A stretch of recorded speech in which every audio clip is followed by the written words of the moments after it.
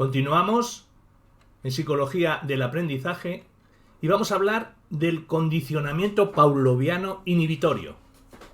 Hasta ahora se ha hablado del condicionamiento pavloviano en términos de aprendizaje, para predecir cuándo va a aparecer un evento significativo o condicionamiento incondicionado.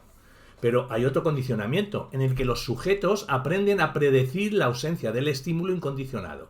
Un ejemplo sería los niños que son maltratados en sus casas. Sus padres pueden pegarles o gritarles sin ninguna razón ni aviso.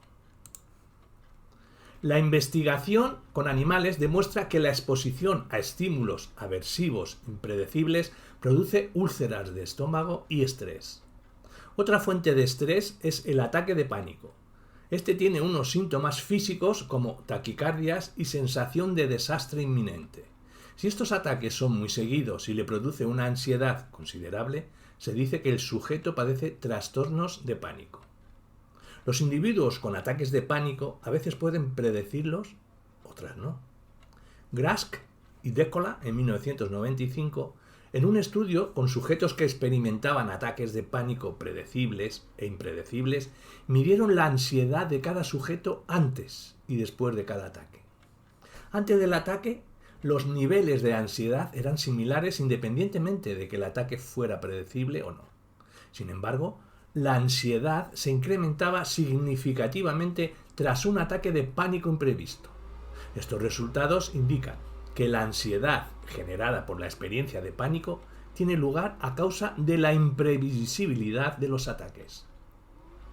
¿Por qué son preferibles los estímulos aversivos predecibles a los eventos impredecibles? Una posibilidad sería que la capacidad de predecir la aparición de un evento aversivos también permite predecir la ausencia de estimulación aversiva, y el hecho de predecir esa ausencia puede ser un factor crítico. Según este razonamiento, las técnicas afectivas para reducir el estrés, relajación, meditación, conllevan la creación de un periodo de seguridad de que no tendrán lugar eventos aversivos.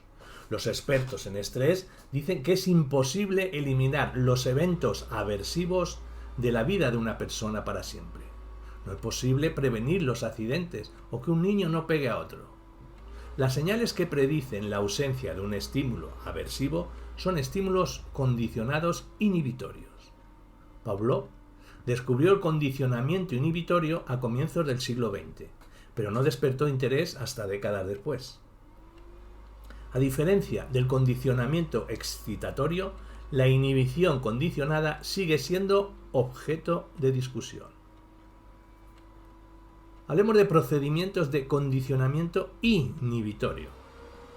La diferencia con el condicionamiento excitatorio es que el excitatorio, puede proceder sin condiciones previas especiales. La inhibición condicionada tiene un requisito importante. Para que la ausencia de él sea significativa, debe ocurrir periódicamente en la situación. Hay señales de ausencia de eventos en nuestra vida diaria, como las señales de fuera de servicio, cerrado. La misma señal despertaría poco interés si no estuviera colocada en el sitio idóneo. Es decir, el condicionamiento inhibitorio y el control inhibitorio de la conducta solo tienen lugar si hay contexto excitatorio para él en cuestión. El condicionamiento excitatorio no depende del mismo modo de un contexto especial. Hablemos de procedimiento estándar de inhibición condicionada. El procedimiento que utilizó Pavlov requiere dos estímulos condicionados y dos tipos de ensayo de condicionamiento. Uno para el condicionamiento excitatorio y otro para el inhibitorio. El EL se presenta en los ensayos de condicionamiento excitatorio y siempre que aparece el EL va anunciado por el estímulo condicionado etiquetado como EC, por ejemplo un tono. Debido a los emparejamientos con el EL, el EC positivo se convierte en una señal de EL y sirve para proporcionar el contexto excitatorio necesario para el desarrollo de la inhibición condicionada. En los ensayos de condicionamiento inhibitorio, el EC positivo se presenta junto con el segundo estímulo condicionado, el EC, por ejemplo una luz, y no se presenta el EL. Por tanto, El EC se presenta en el contexto excitatorio proporcionado por el EC positivo, pero no se empareja con el EL. Esto convierte al EC negativo en un inhibidor condicionado. A lo largo del tratamiento, los ensayos A y B se alternan de forma aleatoria. El procedimiento estándar de inhibición condicionada es análogo a la situación en la que se introduce algo que previene un resultado que de otra forma no ocurriría. Un semáforo rojo en un cruce transitado es una señal EC positiva de un peligro potencial, EL. Pero si un agente de policía nos indica que podemos cruzar a pesar de la luz roja, es poco probable que tengamos un accidente. No es probable que la luz roja EC positivo junto con los gestos del agente EC negativo vayan seguidos de peligro. Los gestos actúan como un EC negativo y que inhiben o bloquean nuestra negativa a cruzar la calle con la luz roja. Un procedimiento estándar de inhibición condicionada en algunos ensayos tipo A, el EC positivo se empareja con el EL. En otros ensayos tipo B, el EC positivo se presenta junto con el EC negativo y se omite el EL. El procedimiento resulta efectivo para condicionar propiedades inhibitorias al EC negativo. Hablemos de contingencia o correlación negativa entre el EC y el EL. Una contingencia negativa indica que el EL es menos probable tras el EC que en otro momento. Por lo tanto, el EC señala una reducción en la probabilidad de que aparezca el EL. Vamos a poner un ejemplo. Imaginemos un niño con el que se meten los compañeros cuando el maestro está fuera del aula. Esto es semejante a recibir periódicamente un estímulo aversivo, o EL. Cuando el profesor vuelve, el niño puede estar seguro de que no le molestarán, por lo que el maestro funciona como EC negativo, que señala un periodo libre de acoso o la ausencia del estímulo incondicionado. La inhibición condicionada se observa constantemente en procedimientos en los que el único estímulo condicionado explícito está correlacionado negativamente con el EL. En el procedimiento de contingencia negativa, EC-EL, el EL puede aparecer de vez en cuando tras el EC, pero con una probabilidad pequeña. Es más probable que el EL aversivo aparezca en ausencia del EC, dando lugar a una contingencia negativa entre el EC y el EL. Pero aun en ausencia del EC, el momento exacto de presentación del EL no se puede predecir. El EL tiene lugar de forma probabilística, a diferencia del procedimiento estándar de inhibición condicionada. En el procedimiento estándar, el EL siempre aparece al final del EC positivo y no aparece cuando se presenta el negativo, el EC negativo, junto con el EC positivo. El procedimiento estándar permite predecir la aparición del EL y que también permite predecir cuando no aparece. Por tanto, el procedimiento estándar de inhibición condicionada permite la codificación temporal de la ausencia del EL. En cuanto a la medición de la inhibición condicionada, los estímulos condicionales excitatorios adquieren la capacidad de elicitar respuestas que no se observan anteriormente. Los estímulos condicionados excitatorios consiguen provocar respuestas como salivación, aproximación, parpadeo, dependiendo del EL. Es de esperar que los estímulos condicionados inhibitorios eliciten reacciones opuestas a estas, tales como supresión de la salivación, de la aproximación o del parpadeo. Pero, ¿cómo pueden medirse estas respuestas opuestas? Pues en un procedimiento de contingencia negativa, EC-EL, para condicionar propiedades inhibitorias al EC, y se observa que el EC siempre va seguido de un periodo sin el EL.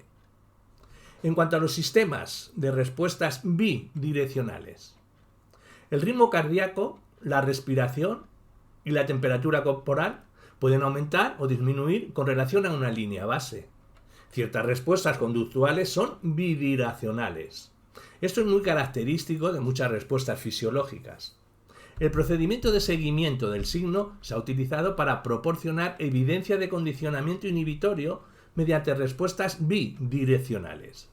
Una paloma se acercará a una tecla luminosa asociada con la presentación subsiguiente de comida, pero cuando se utiliza un procedimiento de condicionamiento inhibitorio, la paloma se aleja del EC. Aunque los síntomas de respuesta bidireccionales pueden proporcionar evidencia de inhibición condicionada, la técnica resulta limitada y su uso no se ha extendido. Una limitación es que este método funciona solo con respuestas que pueden ir en direcciones opuestas. Otra limitación menos obvia es que esta técnica puede mostrar solo el efecto neto de la excitación y la inhibición. Hablemos de la prueba del estímulo compuesto o sumación. ¿Cómo se puede medir la inhibición cuando la conducta no es bidireccional? Se pone como ejemplo la respuesta de parpadeo, que se estudia en conejos. En ausencia de un estímulo elicitante, los conejos rara vez parpadean. Si se ha condicionado un estímulo para inhibir la respuesta de parpadeo, los investigadores tampoco observan parpadeo cuando se presenta este estímulo. Para concluir que un estímulo inhibe activamente el parpadeo, los investigadores deben utilizar procedimientos de prueba más sofisticados. Uno de estos procedimientos es la prueba de sumación o del estímulo compuesto.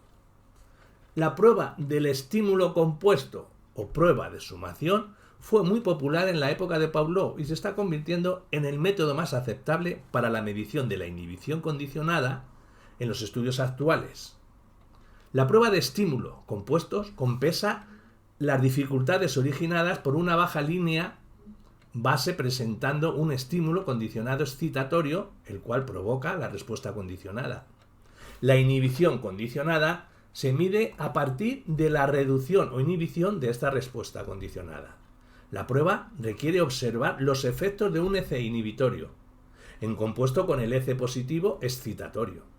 El procedimiento también se puede entender como la observación de la sumación de los efectos del estímulo inhibitorio, EC negativo, y el del excitatorio, EC positivo. Para Cole y Barnett y Miller, en 1997, estos presentaron una demostración de inhibición condicionada utilizando la prueba del estímulo compuesto o sumación. El experimento se realizó usando el procedimiento de supresión del AMTO con ratas de laboratorio. Los sujetos recibieron un condicionamiento inhibitorio en el que la presentación de una luz terminaba siempre con una breve descarga, A positiva, y la presentación de una clave auditiva, X, que junto con la luz terminaba sin la descarga a X negativo.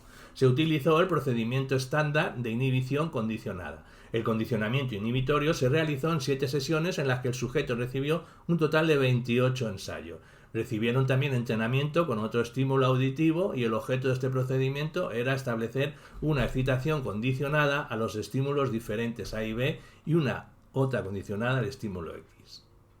Para Cole y sus colegas, luego se preguntaron si la clave presuntamente inhibitoria X suprimía la respuesta a los dos estímulos A y B. Los estímulos A y B se condicionaron como estímulos excitatorios, el estímulo X se condicionó como inhibidor, presentándolo junto al estímulo A. A era una luz brillante y se pusieron a prueba en el contexto original del condicionamiento. Se midió el tiempo que los sujetos tardaron en beber agua durante 5 segundos de forma ininterrumpida. Cuando los estímulos A y B se presentaron de forma aislada, las ratas tardaron un tiempo considerable en completar el criterio de 5 segundos de ingestión, pero cuando los estímulos excitatorios se presentaron junto con el inhibidor condicionado, tardaron menos en completar el criterio de 5 segundos de ingestión. El hecho de presentar el estímulo X con A y B redujo la conducta de supresión de beber que tenía lugar cuando A y B se presentaban por su cuenta. En otra condición de prueba, el estímulo B se puso a prueba junto con otra clave auditiva, pero tal alteración no tuvo lugar con el estímulo Y, por lo que la inhibición del miedo se limita al estímulo. El procedimiento de prueba del estímulo compuesto para la inhibición condicionada supone que la presentación de un inhibidor condicionado o de una señal de seguridad puede reducir los efectos estresantes de una experiencia aversiva. Se invitó a una serie de pacientes con ataques de pánico a acudir a laboratorios acompañados de alguien con quien se sintieran seguros. Se les hizo inhalar una mezcla de gas con altos niveles de dióxido de carbono y posteriormente se les pidió que informaran de sus niveles de ansiedad percibida y de la ideación catastrófica provocada por la exposición al dióxido de carbono. La manipulación experimental fue la presencia de los acompañantes. A la mitad de los participantes se les permitió permanecer con sus acompañantes en la misma habitación durante el experimento y en la otra mitad estuvieron solos durante el experimento. Los resultados demostraron que la presencia de la persona que inspiraba seguridad a los participantes reducía a la mitad la ansiedad y la ideación catastrófica asociada al ataque de pánico. La prueba del retraso en la adquisición. Si un estímulo inhibe de forma activa una respuesta particular, entonces debería ser difícil de condicionar ese estímulo para que provoque la conducta. Es decir, la velocidad de la adquisición de una respuesta excitatoria debería disminuir si el EC es un inhibidor condicionado. Kohn y colaboradores, en el 1997, hicieron un experimento muy similar al de la prueba de sumación anterior. Tomaron el estímulo X, que había sido condicionado como inhibidor, y el estímulo Y, que no había sido utilizado anteriormente, y realizaron una prueba de retraso en la adquisición, emparejándola 3 veces cada uno de los estímulos con una descarga. Tras los 3 ensayos de adquisición, cada estímulo se sometió a prueba para ver cuál provocaba una mayor supresión de la conducta de bebé. Los efectos de una prueba de inhibición en el retraso de la adquisición en un experimento de supresión del ameteo, tras el mismo tipo de condicionamiento inhibitorio empleado para predecir los resultados que se presentan, el estímulo X se había condicionado previamente como estímulo inhibitorio y el Y no había recibido entrenamiento previo. El tiempo empleado en completar un total de 5 segundos de ingestión de agua fue mayor en presencia del estímulo de control Y que en presencia del X. Hablemos de predominio del condicionamiento clásico. El condicionamiento clásico puede tener lugar siempre que un estímulo precede regularmente a otro y con una demora corta entre el EC y el EL. Se estudia normalmente en laboratorios, pero se da también en una gran variedad de situaciones fuera de él. Una investigación interesante es cómo las personas llegan a considerar que un evento es la causa de otro. Los estudios sobre juicios causales humanos se parecen a los estudios sobre condicionamiento pavloviano, en que ambos conllevan experiencias repetidas con 2 eventos y respuestas basadas en el grado que esos 2 eventos están relacionados. Lo que quiere decir que los mecanismos asociativos pavlovianos no se limitan a los perros de Pavlov, sino que pueden tener un importante papel en los juicios de causalidad informales que realizamos en nuestra vida cotidiana. El condicionamiento pavloviano también interviene en la respuesta de los niños y de las madres durante la lactancia. Para que el amamantamiento sea satisfactorio, la madre debe mantener al bebé en una posición determinada, que proporciona estímulos táctiles especiales, tanto para la madre como para el niño.